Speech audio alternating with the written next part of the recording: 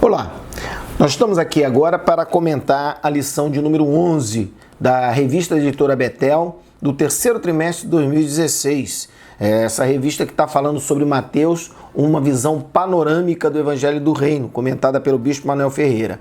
Mas antes de nós começarmos, eu sempre faço a sugestão, você deve adquirir o livro Jesus, o maior personagem da história. E está aqui, ó, na contracapa da sua revista. Você pode ligar para 0 operadora 21 35 75 8900 ou então entrar no site www.editorabetel.com.br. Também dessa forma você pode adquirir o livro e lá também tem um catálogo da Editora Betel com diversos livros, mas esse é o livro que foi baseado nessa revista de Escola Bíblica Dominical e consequentemente as lições. Nós estamos estudando hoje, esse vídeo vai falar do tópico primeiro, né? O primeiro vídeo que vai falar aqui da lição de número 11, que é Jesus e o preço do discipulado. Essa lição será estudada agora no próximo domingo, dia 11 de setembro, em todas as igrejas que fazem uso da revista de Escola Bíblica Dominical da Editora Betel. E você, então, tá aqui com o nosso vídeo aqui no Evangelho Claro para dar um auxíliozinho para você aqui no comentário, né? Texto áureo. Então disse Jesus aos seus discípulos: se alguém quiser vir após mim, renuncie-se a si mesmo, tome sobre si a sua cruz e siga-me. Mateus 16, 24. Verdade aplicada. O discipulado não é de graça, tem um preço. E é preço de renúncia. É tomar a cruz sobre si. A introdução diz assim: veremos nesta lição o modo de trabalhar de Jesus no que tange ao discipulado. Debruçaremos sobre duas principais bases: o seu programa de seleção de discípulos e o seu próprio exemplo em relação ao ministério da palavra. Então nós vamos falar aqui o tópico de número 1 da lição 11, que é: o mestre seleciona os seus discípulos. Irmãos, em meio ao seu trabalho em prol da obra de seu Pai, Jesus sabia que não podia se entusiasmar com o fato de estar sempre rodeado por um grande número de seguidores e viu que era necessário separar alguns que pudessem assumir o compromisso de dar continuidade ao seu ministério. Daí, ele separou 12. Esse número representa as 12 tribos de Israel. Por isso que Jesus, então, separou, porque onde ele chegava, ele era rodeado de um monte de pessoas, as pessoas estavam ali se colocando à disposição, mas Jesus sabia que não podia se entusiasmar com isso. Ele precisava treinar. Então ele vai e pega esse número 12, que representava o número de tribos de Israel, e ali ele começa a treinar esses 12. O texto do tópico 1.1 fala: um escriba recusado. Nós sabemos, irmãos, que Jesus, num dado momento, ele foi procurado por um escriba. O escriba, dentro da organização da religião judaica, ele não tinha uma importância muito grande, porque a religião tinha os saduceus, que fazia parte dos sacerdotes, os fariseus, que eram os doutores da lei, que tinham conhecimento acerca da lei e passava isso nas sinagogas, e os escribas. Quem eram os escribas? Os escribas eram aqueles apenas que copiavam os rolos. Eles iam, naquela época não tinha imprensa, então eles até conheciam a palavra de decorar, de decoreba, mas na verdade ele não tinha importância. Então aquele homem viu o crescimento do ministério de Jesus e pensou assim: ó, vou lá, eu vou me dar bem. Aí que eu consigo ali me colocar ali no meio daquela multidão, certamente ali já havia toda aquela questão de arrecadação para manutenção do ministério de Jesus, que a gente sabe disso, não é verdade? Então ele se aproxima de Jesus e queria, de certa forma, seguir. Jesus: onde você for, eu vou te seguir e tal. Aí Jesus olhou para ele e, conhecendo a intenção do coração dele, não é verdade? Ele virou e falou assim: olha só, o Filho do Homem não tem onde reclinar a cabeça, não. O que você está querendo, sucesso, fama, dinheiro, conforto, entendeu? Você comigo não vai conseguir, porque eu não tenho, porque as aves têm ninho, as raposas têm covis, mas o Filho do Homem não tem aonde reclinar a cabeça, né? E aí o escriba percebeu logo que ali ele não ia se dar bem como ele estava querendo se dar. Não é verdade? Então nós precisamos entender, irmão, que quando nós decidimos seguir a Jesus, nós devemos entender entender que o melhor é estar com Cristo, mesmo em situações adversas, não é verdade? Mesmo que não tenha conforto, mesmo que não tenha muito dinheiro, que não tenha fama, mas estar com Jesus é a melhor coisa. Então, o escriba percebeu isso e aí já, vamos usar um termo popular, né? Tirou o time de campo e se retraiu, e o próprio Jesus já deu essa deixa para ele. Olha, não adianta vir atrás de mim, atrás disso não, que você não vai arrumar nada,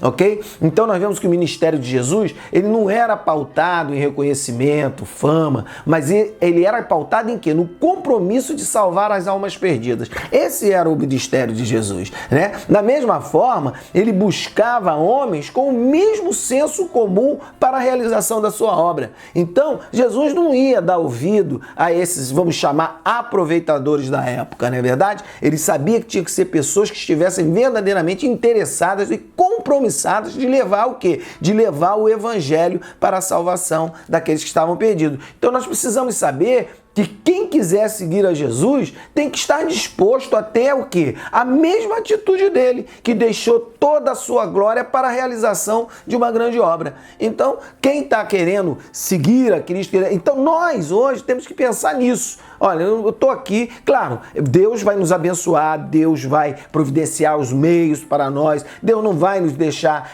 abandonados do ponto de vista financeiro, material. Claro que Ele vai providenciar todas essas coisas. O que não pode é a gente ter essa intenção, é a gente já partir para esse trabalho pensando nisso. Tópico 1.2, que vai falar aqui a respeito de uma outra situação, de um outro diálogo que Jesus teve. Nós vemos que ali nós sabemos que em muitas situações Jesus tinha que se posicionar de forma segura. Logo depois de ter mostrado ao escriba a sua real condição, ele teve que dar uma resposta definitiva a outro discípulo, que pediu o quê? Pediu para sepultar o seu pai. Ele falou assim, Jesus, eu vou te seguir e tal, mas deixa eu primeiro sepultar o meu pai. E aí Jesus olha para ele, não é verdade? Ele se recusa a aceitar aquela desculpa daquele homem, não é verdade? Tem pessoa que dá desculpa, não dá para eu ir por causa disso, eu tenho que fazer aquilo. Olha, Jesus não aceita desculpa para você não fazer a obra. Se você tem um chamado, se ele te chamou, não vai ser uma desculpinha qualquer que ele vai aceitar, não. Ele vai ser enfático como foi com aquele homem. Tanto é que Lucas, ele usa uma narrativa mais completa em relação a esse diálogo de Jesus com esse discípulo, não é verdade? Então, se você vê lá no Evangelho segundo escreveu Lucas, no capítulo 9, nos versículos 59 e 60, ele diz assim, e disse a outro, segue-me. Mas ele respondeu, Senhor, deixa que primeiro eu vá enterrar o meu pai. Mas Jesus lhe observou, deixa os mortos enterrar os seus mortos,